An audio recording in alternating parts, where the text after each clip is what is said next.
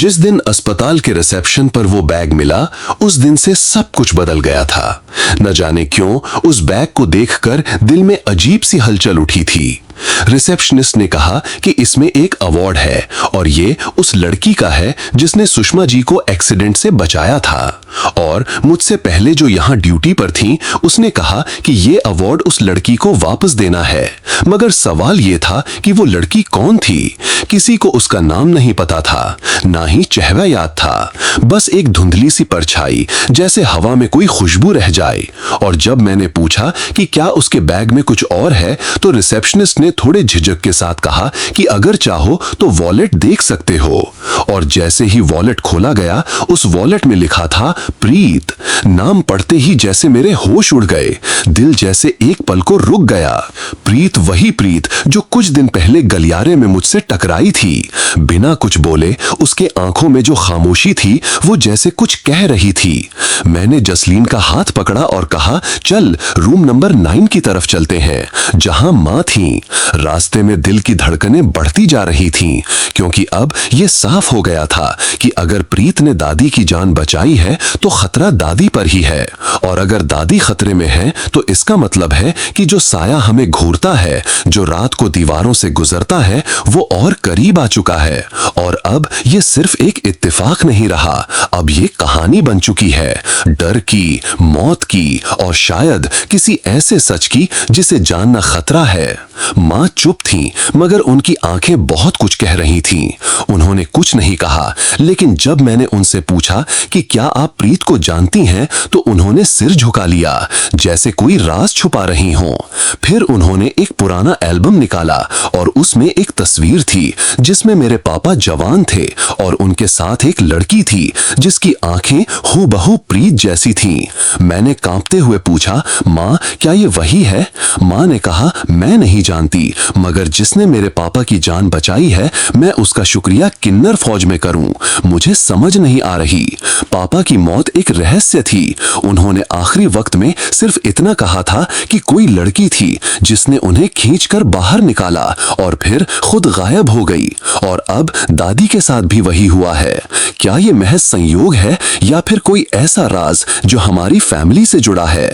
और अगर हाँ, तो फिर क्यों उस का नाम हर बार प्रीत ही क्यों होता है? क्या ये कोई आत्मा है, कोई चेतावनी, कोई अतीत का अधूरा अध्याय जो बार बार दोहराया जा रहा है? मैंने मां से कहा, प्लीज आप मुझे उसका पता बताओ, मैं उसका ख्याल रखूंगा। अगर वो फिर से आए तो मैं उसे जाने नहीं दूंगी। इस बार मैं सच्चाई जानकर रहूंगी। रात के अंधेरे में जब सब सो जाते हैं, तब खिड़कियों से बाहर कोई ताकत झांकती है। रोशनी कांपने लगती है, दरवाजे अपने आप खुलते हैं और हर जगह एक अजीब सी ठंडक फैल जाती है। क्या वो प्रीत है या फिर कोई और जो उसके नाम की आड़ में कुछ और है? दादी जब होश में आई तो उन्होंने सबसे पहले नाम लिया प्रीत और कांपती आवाज में कहा, वह इसको अल्लाह दा। नहीं, उनके चेहरे पर खौफ साफ झलक रहा था। उन्होंने कहा, वो लौट आई है, वही जो सालों पहले आई थी और सब कुछ तहस नहस कर गई थी। हमने पंडित को बुलाया। गांव के सबसे पुराने पंडित ने जब दादी की नाड़ी देखी तो उसने आंखें मूंद ली और कहा कि इस घर पर कोई पुराना शाप है, कोई आत्मा है जो अधूरी है। अधूरी इसलिए क्योंकि उसकी मुराद कभी पूरी नहीं हुई और अब वो हर जन्म में लौटती है, बदले की आग में जलती हुई। और शायद वही प्रीत है जो अब लौट आई है, मगर अब वो लड़की नहीं रही, अब वो एक साया बन चुकी है और अब वो अपनी कहानी खत्म करना चाहती है। मां ने कहा, यह नहीं हो सकता, वह कैसे आ सकते हैं? वह तो हमसे बहुत दूर गए चले थे। मगर साया फिर दिखा। खिड़की पर एक चेहरा झलक गया। आंखें बिल्कुल वैसी ही थीं जैसी प्रीत की थीं। जसलीन चिल्लाई और मैं भागकर खिड़की तक पहुंची, मगर वहां कोई नहीं था। सिर्फ एक कागज का टुकड़ा रखा था जिस पर लिखा था, मैं लौटी हूं और इस बार मैं अधूरी नहीं जाऊंगी। मेरे रोंगटे खड़े हो गए। मैंने मां को दिखाया। वो चुप थी, मगर उनके होंठ कांप रहे थे। उन्होंने कहा कि प्रीत सिर्फ एक नाम नहीं है, वो एक किस्सा है, एक वादा है जो अधूरा रह गया था। और फिर दादी ने एक रात कहा कि वो प्रीत को जानती हैं। उन्होंने बताया कि जब वो जवान थी तब गांव में एक लड़की थी जो सबसे अलग थी। लोग कहते थे कि वो आम नहीं है, उसमें कुछ शक्ति है, कुछ ऐसा जो लोगों को अपनी तरफ खींचता है। और एक दिन अचानक वो गायब हो गई। किसी ने उसे नहीं देखा, मगर गांव में अजीब घटनाएं होने लगी। गायब होते बच्चे, बंद कमरे में अपने आप जलती दीपक की लौ, और फिर एक दिन अचानक सब बंद हो गया। मगर लोग कहते हैं कि उसकी आत्मा कभी गई नहीं, और अब जब से उस तस्वीर में प्रीत दिखी है तब से सब कुछ लौट रहा है। वो डर, वो साया और वो बदला जो अधूरा रह गया था। मैं रात को अकेली नहीं सो पाती, हर दीवार, हर कोना जैसे बोल रहा हो। और फिर एक रात मैंने सपने में देखा कि प्रीत मेरे पास खड़ी है। उसके होंठ हिल रहे हैं मगर आवाज नहीं आ रही, और उसकी आंखों से आंसू गिर रहे हैं जैसे कोई दर्द जो सदियों से दबा हो। और मन को देखकर उसकी आंखें भीग गईं। मैंने उससे पूछा, क्या तुम कुछ कहना चाहती हो? उसने सिर्फ सिर हिलाया और गायब हो गई। सुबह उठी तो मेरी हथेली पर वही कागज था जो खिड़की पर रखा था। अब ये सपना नहीं रह गया था, अब ये हकीकत बन चुकी थी। हमने घर को छोड़ने का फैसला किया, मगर जैसे जैसे हम दूर जाने लगे साया और गहरा होता गया।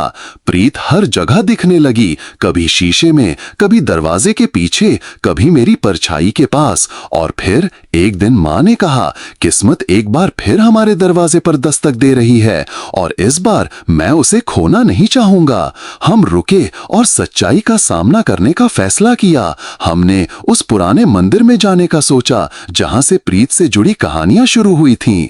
मंदिर में पहुंचते ही हवाएं तेज हो गईं, चारों तरफ अंधेरा छा गया और घंटियों की आवाज गूंजने लगी। और तभी वो आई, प्रीत, सफेद साड़ी में, आंखों में वही दर्द, वही आग और वही सवाल। उसने कहा, मुझे इंसाफ चाहिए, मेरी कहानी सुनो। और फिर उसने बताया कि उसे जिंदा जला दिया गया था सिर्फ इसलिए क्योंकि वो अलग थी, क्योंकि उसमें कुछ शक्ति थी। लोग डरते थे उससे, और उसी डर ने उसे मौत दी। और अब वो हर जन्म में लौटती है सच्चाई को उजागर करने। अब वो इंसाफ चाहती है, ना बदला, सिर्फ सुकून। हमने प्रीत की आत्मा को वादा किया कि उसकी कहानी दुनिया को बताएंगे और उसे शांति देंगे। मंदिर में जब हमने उसकी आत्मा के लिए पूजा की तो पहली बार वो मुस्कुराई और एक रोशनी में बदलकर आसमान में विलीन हो गई। उस दिन के बाद घर में फिर कभी वो साया नहीं दिखा, ना ही कोई डर। मगर उसके बाद भी जब कभी तेज हवा चलती है तो ऐसा लगता है जैसे वो अब भी कहीं पास है, एक रक्षक की तरह, एक दुआ की तरह, एक सच्चाई की तरह जो अब अमर हो चुकी है।